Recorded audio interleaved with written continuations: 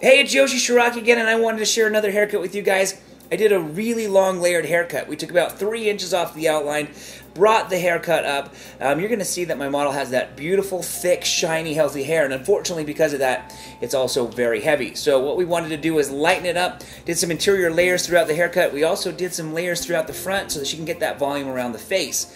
I hope you guys enjoy this haircut. I also want to hear what other haircuts you want to see. Men, women, layered, graduation, texturized, scissor, overcomb. Feel free to leave a comment down below of what kind of haircuts you're interested in seeing. Don't forget to subscribe to my page, and I look forward to seeing you guys on the next video. It's Yoshi Shiraki, and what I'm going to do today is another long layered haircut. But there's some interesting things that I want to share with you in this particular haircut due to how long the length is. As you can see, the length actually comes down past where the backrest of the chair is. That makes it practically impossible to cut a nice, precise straight line. Now, it's not to say that you couldn't bring the hair down and still cut a straight line here, but obviously with this step, with this obstacle, it's not going to be a precision line. So typically what we have to do in a case like this to avoid the backrest is we actually have our client stand up. Take a center section straight down the middle. Okay, nice and clean. I'm going to comb this hair off to the side, and then we're going to take A-line sections. Okay, so just a nice A-line section across. Comb that down. You can see these are nice, clean sections. We always want to keep the hair that we're working with nice and clean so it's easy to follow where we're going with our next step.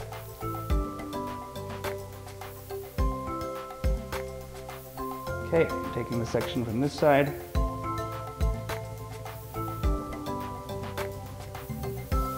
Okay.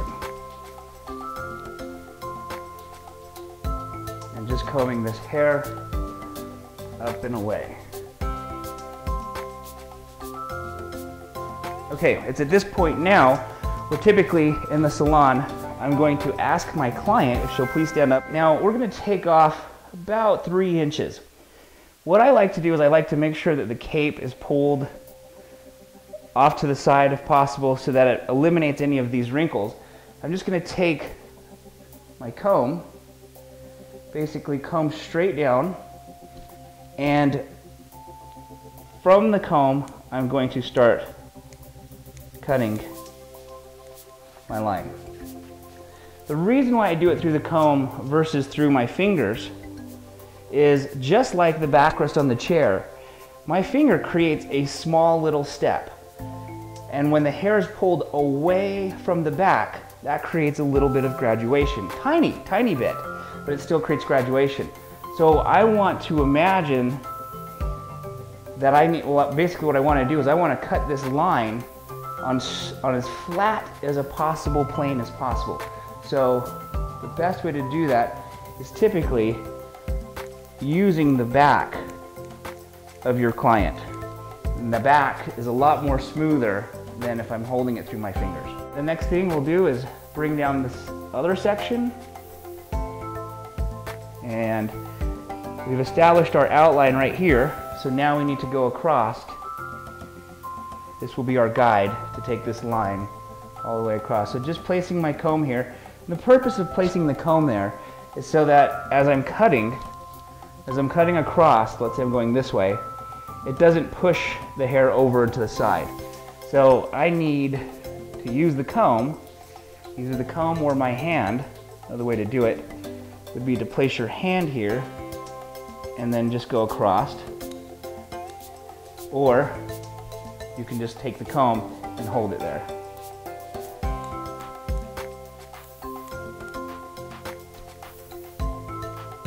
Taking A-line sections. Question I get asked a lot is how big of a section should you take? That's a great question. The answer basically is as long as you can see your guideline underneath the hair that's now come over that last previous section, as you can see, you can actually see right through there, then you can take as big of a section as you want, but you don't want to take such a large section that when it comes down, you can't see where the guideline is.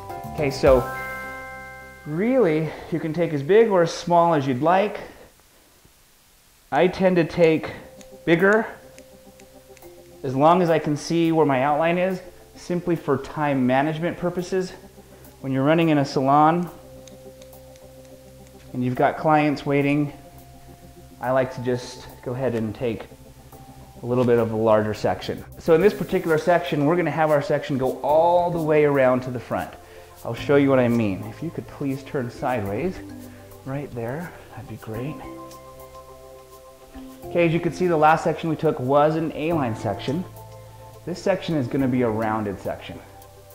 So starting here, and just going all the way around the hair.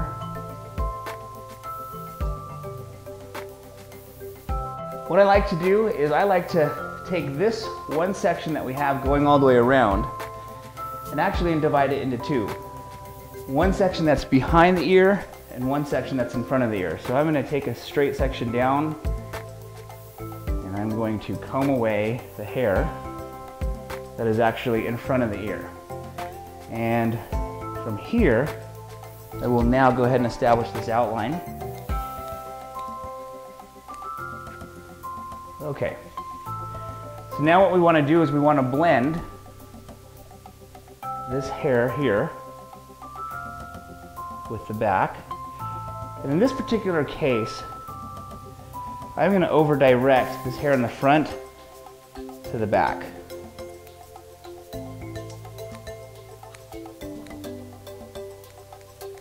Once we've established the outline, it's time to do the layers. At this point, we can go ahead and ask our model to sit back down. Whenever I establish layers through the front that frame the face of my client, I will take a quick peek, unless my client has a specific desire that this layer must reach the back of a ponytail. If they are pretty open into where this layer will sit, one of the things that I like to do is I like to accentuate a particular feature of my model. Like I said, whether it's their cheekbone, maybe it's their lips, maybe it's the jawline. The reason for that is when they tuck their hair behind the ear or they pull their hair back in that ponytail, it's kind of nice if that particular layer is coming down and actually like an arrow pointing to this particular feature. If they have nice lips, it almost acts as an arrow coming down and accentuating their lips. In this particular case, we're going to go with the jawline. I will take a section here at the ear, pretty much at the top of the ear. And again, I'm dividing the front and the back.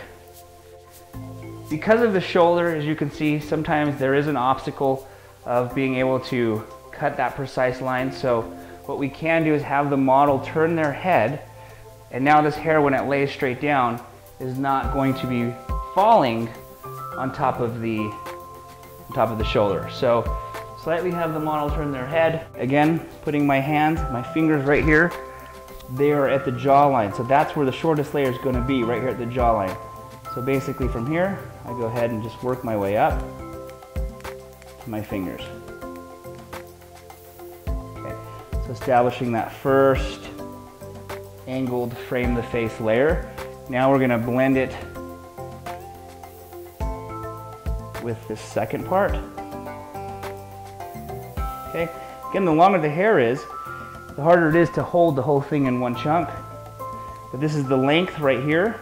I'm going to start down here at the length and just work my way up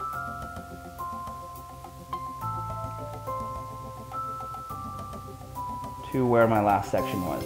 You can see the shortest layer does sit up there at the jawline, and then it works its way down to the outline. Straight back. Outline is falling out. I can go ahead and start cutting the layer here. Okay, so all I'm doing is just turning the corner up here just to slightly round that layer. See, this would be straight back, and if I just cut in a straight line, straight up and down, that would be square. But I'm going to cut up and then I'm going to curve in a little bit. Combing the hair back to the previous section. Again, there's my previous section.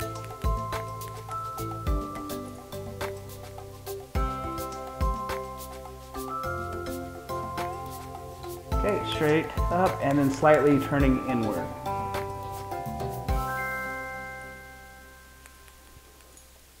And I'm gonna go ahead and over direct all of this back. Very little cut here. Little at the top though. Now we'll go ahead and go through and blow dry it. And I'm just gonna have my model slightly put her head down a little bit. Okay, and then what we're gonna do is go through and just strengthen up this line. Okay, so I'm just basically dusting off the graduation, the slight minute piece of graduation that develops underneath when cutting a one length. And so I'm just going through and really refining and strengthening up this outline. So we've got a nice, strong, clean line. One of the things that I like to do is I will take my comb like this and hold it just a little bit away from my model's body so that it gives me room to cut. Sometimes with the chin right there, it makes it a little bit difficult. So I can comb this straight down, once again, hold it with that hand, and strengthen up that outline, that layer. So just definitely strengthening up that line as well. Okay, so once again, this is more of a dusting process. Not a lot of hair is going to be coming off. The shape is already created. I'm now just strengthening the line and the layers so that it lays much more smooth. Okay, and I'm just working my way up from the outline, working my way up, just dusting off the end compared to the crown. Okay, and letting it fall. And as you can see, it just falls so much more smooth. Now we're going to incorporate the side, but I'll take another section right here diagonally, and basically I'm just going to lift up, and there will be one more corner here from all the over direction up in the front, and I'm just going to dust that off just to keep this front area light. Now again, that's the point, the back of the part. I took my first section here, I'm just going to pivot around. So second section, lifting this up, there's that corner, just going to dust that off, and one last pivot just by the ear, diagonally, lifting it somewhat forward, and there's a very small corner down here. And as you can see, that just helps these layers that frame the face have a lot more lightness to it, more movement, and it just kind of smooths basically the layers so they lay nice and clean. Okay, so we finished the haircut. Basically you can see these layers that come down to the jawline, and then they frame basically it's a frame the face type layer, except it starts pretty much at the jawline and works its way down. What's nice about these layers that we've done in the front, as you can see, they're a lot lighter than if it was just to be one length straight hair, which would be very heavy. So you can see there's volume through here. You can build up that body. The layers give it a cool effect. As I mentioned before, if they wanted to tie it up in a ponytail and have a couple of these layers out, it does give it a cool feel to have these extra layers pieces that come down and accentuate a particular part of the face. So this is pretty much the finished product. You can see the layers going through. As a recap, we started off by establishing the length, the outline that we wanted. We then came in and established a point of where we'd like our layers to start and come down and frame. From there, we went through and layered the whole interior. We actually worked from the back, worked our way to the front, and then we lightened up, did a little bit more layering up here in the front, just so that we could get this body that you could see once the hair is light, you're able to accomplish. All right, I hope you guys enjoyed the cut, and I will see you guys on the next haircut.